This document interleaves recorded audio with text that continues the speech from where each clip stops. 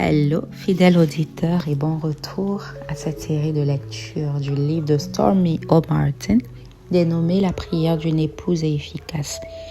Et aujourd'hui, nous parlerons de sa délivrance. Prions. Père, te bénissons, te rendons grâce. Merci pour ce moment que tu permets, pour ces cœurs connectés. Fais-nous du bien. Au travers de ce livre inspiré par ta parole. Dans le nom de Jésus que nous avons prié. Amen.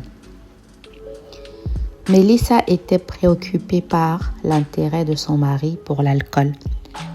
Marc n'était pas vraiment un alcoolique, mais il montrait des symptômes qui faisaient penser à ceux de son père, qui était un alcoolique. Elle priait pour que cessent toutes petites tendances similaires qui auraient pu être transmises à son époux. Et elle priait également pour que leur enfant n'hérite pas de cette faiblesse.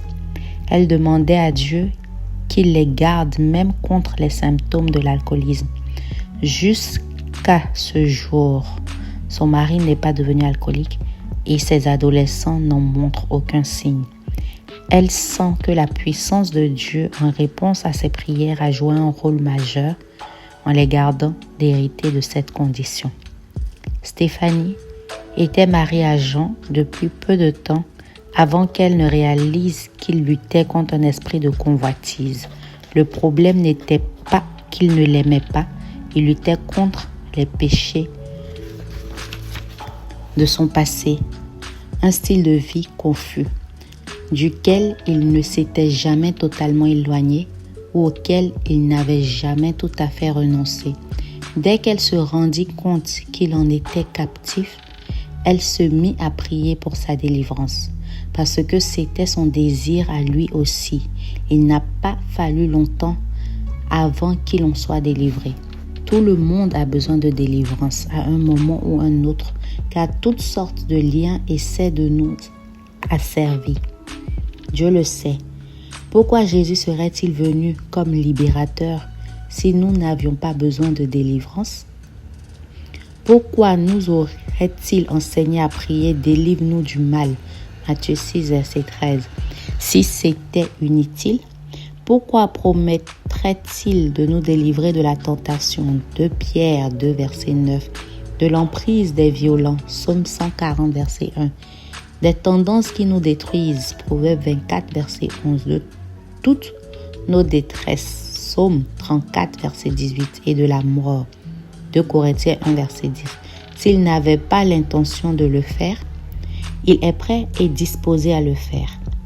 À nous de lui demander « Invoque-moi au jour de la détresse et je te délivrerai et tu me glorifieras. » Psaume 50, verset 15. N'est-il pas réconfortant de savoir que lorsque nous sommes tenus captifs par l'emprise mortelle de nos circonstances, Dieu entend notre cri et envoie sa délivrance? Il voit bien notre besoin, car il se penche du haut de son lieu saint, des cieux. L'Éternel regarde sur la terre pour écouter les soupirs du prisonnier, pour délivrer ceux qui sont en danger de mort. Psaume 102, versets 19 à 20.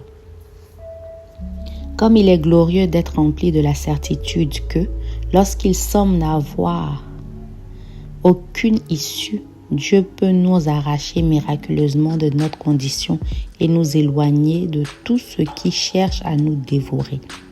Psaume 25, verset 15. Qui n'a pas besoin de cela? Même si votre mari a du mal à admettre qu'il a besoin d'aide, ce qui revient souvent pour les hommes à se considérer comme en situation d'échec, vos prières peuvent tout de même contribuer à l'aider à trouver sa délivrance. Vous pouvez prier le libérateur de le délivrer de quoi que ce soit qui le tient lié. Par la prière, vous pouvez rester forte et tenir tête à l'ennemi qui essaie de l'asservir. C'est pour la liberté que Christ nous a libérés. Demeurez donc ferme et ne vous remettez pas de nouveau sous le joug de l'esclavage. Galates 5, verset 1. À ma connaissance, la meilleure façon de rester forte et de se revêtir de toute l'armure de Dieu. C'est ainsi que je prie pour moi-même et mon mari. Et j'ai trouvé que cela était très efficace. Plutôt que de vous l'exprimer, laissez-moi vous l'exprimer à travers cette prière qui suit. Prière du jour. Seigneur, tu as dit de t'invoquer au jour de la détresse et que tu nous délivrerais. Psaume 50, verset 15. Je t'invoque en cet instant et te demande de délivrer mon mari. Délivre-le de tout ce qui le tient lié. Libère-le de, entre parenthèses, vous nommez quelque chose de précis. Libère-le. Délivre-le rapidement et sois son refuge et sa forteresse afin de le sauver. Psaume 31, verset 2. Élève-le loin des mains de l'ennemi. Psaume 31, verset 15. Amène-le au point où il pourra comprendre comment le mal agit dans sa vie, au point de t'appeler à son secours. Si la délivrance qu'il te demande n'est pas immédiate, garde-le du découragement et aide-le à garder l'assurance que toi, qui as commencé une bonne œuvre en lui, tu es capable de la mener à son terme. Philippiens 1, verset 6. Donne-lui la certitude que même s'il était dans le pire des états, quand il se sent incapable de changer quoi que ce soit, toi, Seigneur, tu peux le changer. Aide-le à comprendre que nous n'avons pas à lutter contre la chair et le sang, mais contre les principautés, contre les pouvoirs, contre les dominations des ténèbres d'ici-bas, contre les esprits du mal dans les lieux célestes. Éphésiens 6, verset 12. Je prie qu'il soit fort dans le Seigneur et qu'il se revêt de toute l'armure de Dieu afin de pouvoir résister contre les ruses du diable dans le mauvais jour. Aide-le à se ceindre de la vérité et à se couvrir de la cuirasse de la justice, en ayant au pied le zèle de l'évangile. Rends-le capable de brandir le bouclier de la foi avec lequel il pourra éteindre toutes les flèches enflammées du malin. Je prie qu'il mette le casque du salut, qu'il prenne l'épée de l'esprit, qui est la parole de Dieu, en priant en tout temps,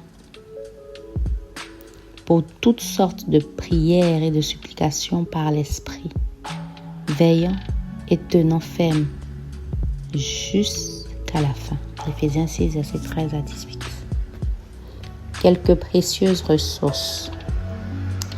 Éternel, mon roc, ma forteresse, mon libérateur, mon Dieu, mon rocher, où je me réfugie, mon bouclier, la force qui me sauve, ma haute retraite.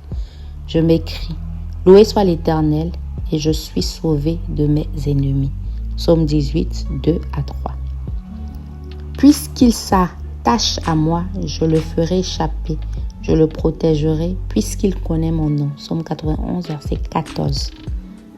Il étend sa main d'en haut. Il me saisit, il me retire des grandes eaux. Il me délivre de mon ennemi puissant, de ceux qui me haïssent et qui sont plus forts que moi. Il m'avait affronté au jour de mon malheur, mais l'Éternel fut mon appui. Il m'a fait sortir pour me mettre à l'aise. Il m'a retiré car il m'a pris en affection. Psaume 18, versets 16 à 19. Car tu as délivré mon âme de la mort. Mes pieds n'ont-ils pas évité la chute afin que je marche devant Dieu dans la lumière des vivants. Psaume 56, verset 13. L'Esprit du Seigneur est sur moi parce qu'il m'a oint pour guérir ceux qui ont le cœur brisé, pour annoncer la bonne nouvelle aux pauvres. Il m'a envoyé pour proclamer aux captifs la délivrance et aux aveugles le recouvrement de la vue, pour renvoyer libres les opprimés. Luc 4, verset 18. Ainsi prend fin la lecture de ce jour sur sa délivrance. Nous apprenons beaucoup. Je veux saluer particulièrement toute personne qui est nouvellement abonné à cette chaîne, vous êtes au bon endroit au bon moment. Soyez les bienvenus. Et pour toute personne qui renouvelle à nouveau au travers de ces écritures, je vous souhaite Akwaba. Rendez-vous dans le prochain épisode où nous parlerons de son obéissance. C'est avec joie que je vous ai lu. Moi, c'est Souveraine. Et je vous dis Shalom chez vous.